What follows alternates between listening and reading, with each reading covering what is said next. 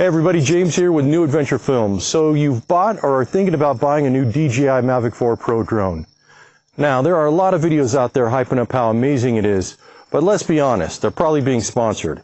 In this video, I'm going to give you an honest review. The good, the bad, and the ugly, and there is some ugly. And I could do that because I purchased my own drone, and I'm not being sponsored by anyone. Now, the video is separated into different chapters. Each chapter contains things you may know and things you may not know, so be sure to watch the whole video.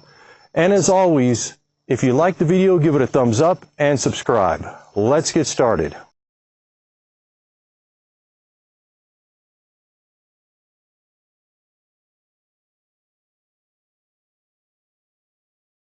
Okay, by now if you own the DJI Mavic 4 Pro, you already know its image quality is a major step up from previous DJI drones. If not, here's a quick comparison between the Mavic 3 Cine and the Mavic 4 Pro. As you can see if you're watching this video on a computer monitor, the details are noticeably sharper, the clarity is better, and the white balance has improved dramatically. Even the highlights and lowlights are more defined. And in extreme low light, the Mavic 4 Pro delivers impressive video quality. If you're watching this video on a cell phone, you probably won't see any difference at all. To get the highest quality footage on the Mavic 4 Pro, switch to the Pro mode in the bottom right hand side of the controller screen. Set your video quality to 6K, then set your preferred frame rate. Next, set your shutter speed to twice your frame rate, then set your aperture to 2.8 and your ISO as low as possible to get an even exposure. For white balance, start with auto white balance to see what the drone recommends, then adjust it if needed, then switch auto white balance off so it doesn't shift during the recording. In this footage, my ISO was accidentally set to auto, which caused a flickering light effect. All of your settings should be set to manual before recording. For the optimal aperture of 2.8, you'll need an aftermarket ND filter. The medium and telephoto lenses are fixed at 2.8, so ND filters are almost always required when flying in the daylight. What you may not know is that DJI is currently developing a clip-on electronic variable ND filter for the Mavic 4 Pro that will let you adjust ND strength directly from the controller. But as of now, there's no confirmed release date, just rumors. Something else you might not know is that although the main 28mm lens can shoot in 6K, the 70 and the 168mm lenses can only shoot in 4K, and that each can be set independently to a different resolution. So just because you set the 28mm lens to 6K or 4K does not mean that the other lenses will be set to that. In fact, they come from the factory set at 1080p, so be sure to adjust the settings to what you want them to shoot at.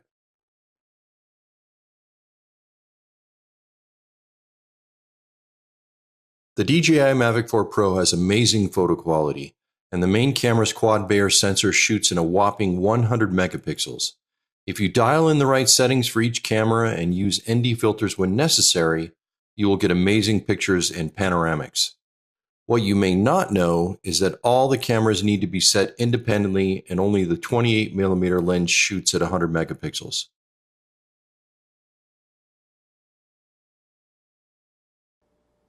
In this section, I tested 3 of the 4 color profiles, D-Log, D-Log-M, and the normal color profile.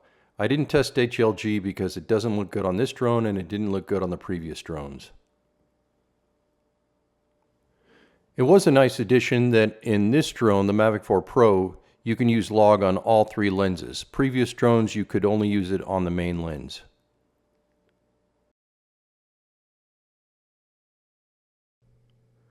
Okay, here's the same test with all 3 in comparison, the D-Log, D-Log-M, and the normal color profile. To me, the normal color profile looks the best, but it depends on what lighting situation you're in. If you're in a tricky lighting situation in low light, you might want to try the D-Log-M or the D-Log. Let me know what you think in the comments below.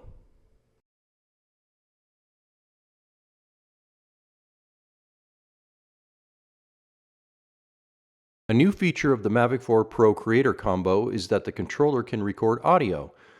Okay, the drone is about 50 yards away from me now, and we're testing the audio with the controller only. I'm not using any kind of external microphone. It's just through the controller. When I did earlier test, the audio sounded awful. It was really choppy, really bad. It is slightly windy, but not too bad. Nothing that would be out of the normal if you're here in Utah. But we're going to see what this sounds like and make a comparison to the external DJI mic that you could buy for this that I already have, and we'll try that on in just a minute. So testing 1, 2, 3, testing 1, 2, 3.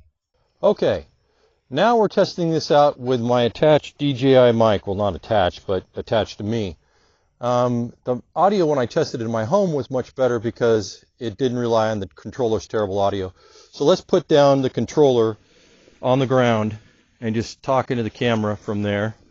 Show them right. Okay.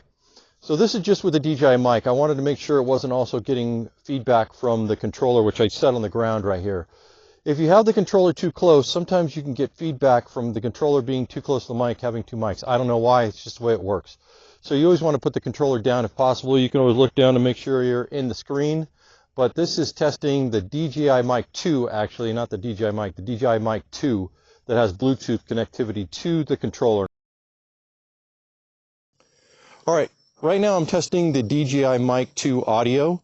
I have the DJI Mic 2 transmitter right here on me, and then I have the receiver plugged into the drone controller. And I'm going to see what the audio sounds like. I have the controller on the ground because I don't want it to interfere with the system. I want to see if I can walk backwards, walk away, and still hear myself normally. So testing 1, 2, 3, testing 1, 2, 3. So ultimately, if you want good audio, you will have to buy the DJI Mic 2 or other compatible audio device. And a couple of tips for audio recording. There's about a 5-second lag time from when you start recording to when the audio starts working. So don't start speaking right away after you hit record. Also, you cannot use the independent backup record feature on the DJI mic while it's paired to the drone controller in Bluetooth mode. But you can use the backup record if you plug in the receiver to the controller and the transmitter is in the green mode.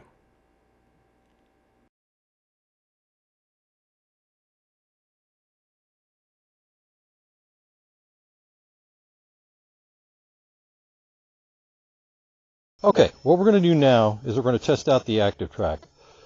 To use ActiveTrack, you want to draw a box around yourself, like that, hit the ActiveTrack button, and then right now it's set up to be behind you. So I'm going to make it go to the right of me, or stay on the right of me. It should have just stayed there. Okay, that should be on the outer circle on the right of me, and let's walk and see if it starts following. There we go. As you can see, the drone's dragging a little bit behind the right of me and flying all over the place. This is the problem I'm having with ActiveTrack. It is not working the way it should. So the drone is right now behind me. Why is it behind me when, as you could see on the screen, it's supposed to be on my right-hand side as I keep on going here. Let's move it to my right inner circle.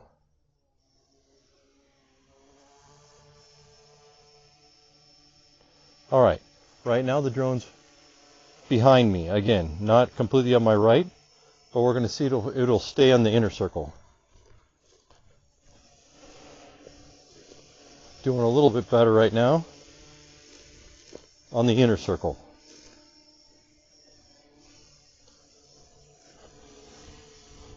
Alright, so it's doing better on the inner part of the circle. Let's turn around and see what it does. Does it go around my other side? I'm going to keep on walking here. Going around me. Yes, now it's on my right-hand side on the other side. So it took a minute, but it got there. And it's actually doing pretty well on the inner circle. So let's see what's going on here.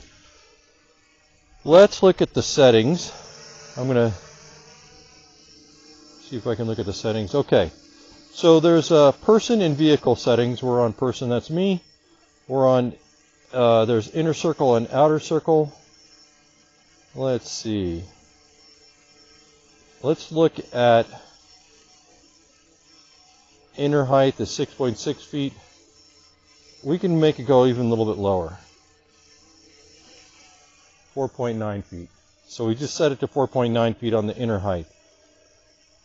And there's normal and fast. Let's put it on fast. Camera motion. And outer height, we also want to bring it down a little bit to maybe 8 feet. Alright, let's walk back. So now the camera can go lower, but then you're taking the risk of running it into a bush, a tree, or something else like that. Even with the good tracking. Let's turn around. See if it goes to my other side.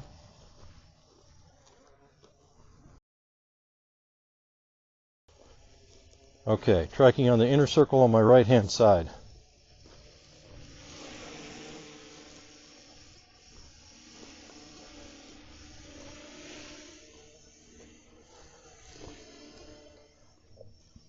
It's keeping up pretty good. So inner circle on my right hand side, but it is kind of flying back and forth and not just staying steady with me like the Cine 3 drone did. Mavic Cine. Okay, we're now on the 2.5 times zoom on ActiveTrack. We're going to select me again. And we're going to hit ActiveTrack. We're going to put to the far right. I don't know why it moves because it was already on the right. But here we go. And we're going to walk and see if it keeps up with me and how well it does. So I want to be able to walk and talk and say something to drone. Hi, drone. But it seems like it gets confused, and there it goes again, to the back side of me. And it's supposed to be, as you could see on the screen on the right. So ActiveTrack is really poor on this when you're doing the outer circle. Let's put it to the outer circle. I mean on my left. Okay, outer circle left.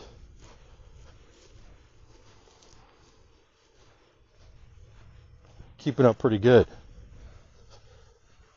It's strange. It seems to not like going with the light, which you would think provides the most contrast. But obviously that's not the case. Let's turn around.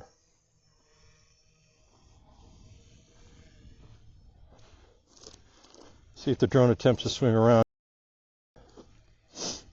So far it is not.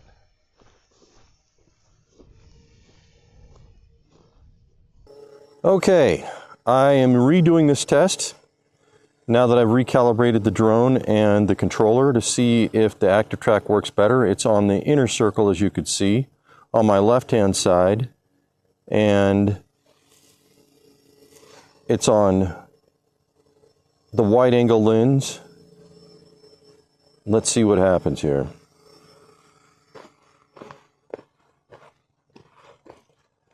Immediately it starts lagging.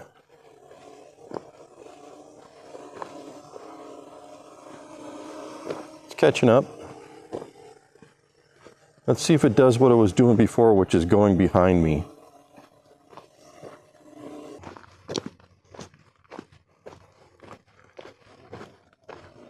Yep, right behind me, still. So it still has the same ActiveTrack problem. As you can see on the controller on the screen, the drone is supposed to be on my left. Instead, it's behind me. In test after test after test I did with this drone, it continued to swing behind me instead of staying on my left or my right. This is something DJI is going to have to fix.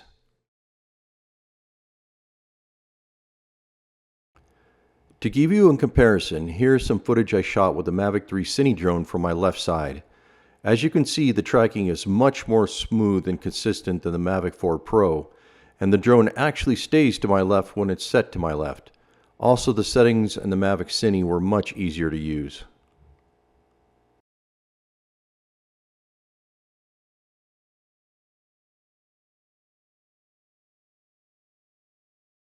Alright, here's another problem I'm having. I am right now trying to select my truck on ActiveTrack, so I select it. It's in the square. I see a little vehicle right there. I hit ActiveTrack, and it goes away. Subject lost. Reselect subject. And it's done that time and time and time again. It won't select my vehicle to ActiveTrack. Why not? Yeah, it just goes right away. Subject lost, subject lost. Let me try and select it from the front. Dave's got some big problems.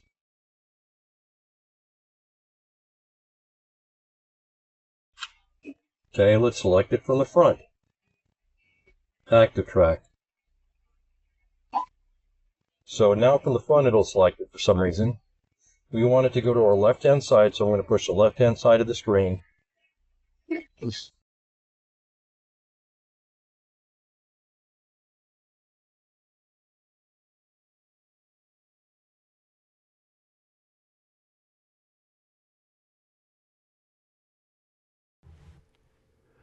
Once I got the ActiveTrack to select my Jeep, the drone did a great job keeping up even at higher speeds and would swing around when I changed directions without any problems.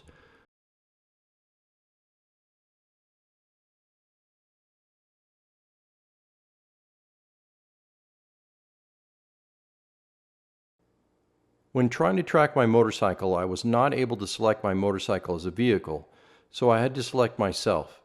This meant that the ActiveTrack would not go very fast, and as you can see, the drone would lag far behind once I was going more than 15 miles an hour. This was very disappointing, as my Mavic Cine drone could track me up to 30 miles per hour, as you can see in this video. Spotlight mode tracking, however, worked amazingly well and tracked me from far away to close up with ease. When I started, I was using the 168mm lens at over 200 yards away from the drone to track riding my motorcycle down this road. I believe it would have tracked me from even further away if I had tested it.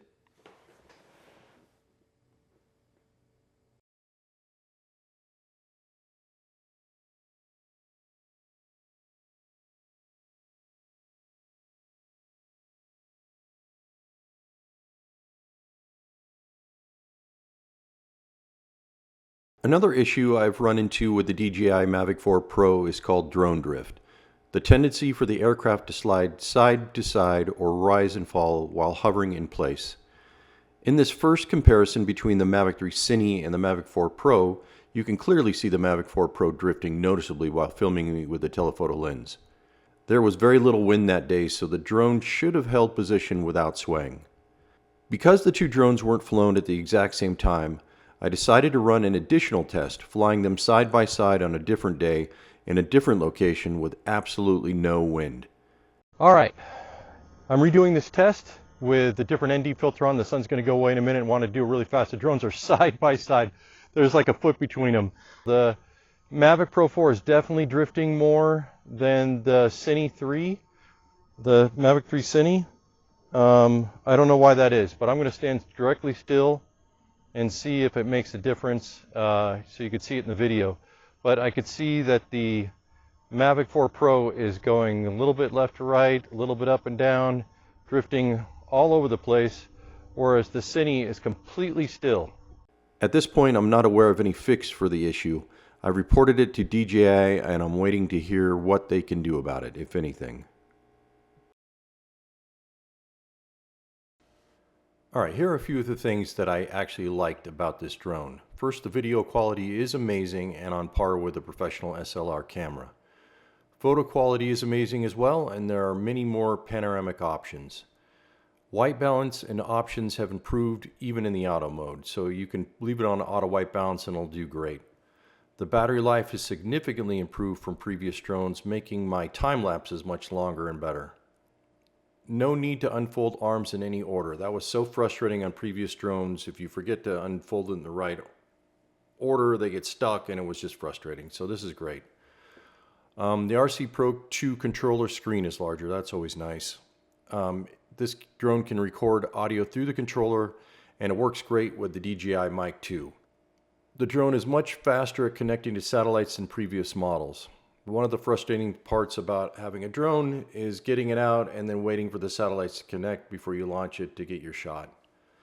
The home point can now be updated to where your controller is located, and that's a huge one for me because I do motorcycle videos and I'll start flying my drone, tracking me for a ways, and then the drone thinks it has to fly all the way back to where we started from. This one does not. Time lapses after completed are saved almost instantaneous. That's great, especially if you want to land your drone and turn it off before the battery dies. The drone can shoot and log in all 3 lenses. Previous models, only the main lens could shoot and log. The battery charger charges all 3 batteries at the same time and faster than previous versions, so that's a huge one. That used to take me hours to charge all the batteries for my Mavic 3 Cine. And the carrying bag is now black instead of gray. I wasn't a big fan of the gray. Alright, finally for the bad and the ugly, the things I don't like. First and foremost, the drone ActiveTrack on people is terrible. It swings wildly all over the place. It wants to go behind you when it should be on your left. It doesn't quickly transfer to the other side when you change directions. It's got tons of issues, and there's a lot of people online. There are a lot of people online that are showing that. Number 2, and a big one for me, can't select a motorcycle as a vehicle. Well, a motorcycle is a vehicle. It should be able to be selected. This drone is absolutely useless to me because I do motorcycle videos, and if I can't record myself riding my motorcycle with the drone, except for in a stationary position, then it is worthless. So they need to fix that. The controller audio quality is not good without the DJI Mic 2. Transferring files from the controller to your computer is difficult. My gosh. You have to use a micro SD card. You have to transfer the files from the main drive to the micro SD card drive, then take it out of the controller, then put it in a micro SD card reader, then import it into your computer. Why could they have not made a way to transfer, or you can transfer it to your phone and then transfer from your phone to your computer if your phone has enough memory. Why couldn't they have made a direct transfer from controller wirelessly to computer, or even wired to computer? That would have been nice, but it doesn't work. If you found a way to do that, please let me know in the comments below. All right, drone drifts all over when hovering. It did improve slightly when I updated some of the software and refreshed the software according to instructions given me by DJI, but not very much. It still has issues with that. It cannot shoot in 6K on the medium and telephoto lenses. That would have been nice. Cannot adjust the aperture on medium telephoto lenses. That would have been really nice. Cannot ActiveTrack with the telephoto lens. That's all right. I mean, that's not a huge deal. No option for Apple ProRes 422. That's a big one because a lot of companies require that you shoot in Apple ProRes 422 because that's what they edit in. And I hope that they add that in a later update.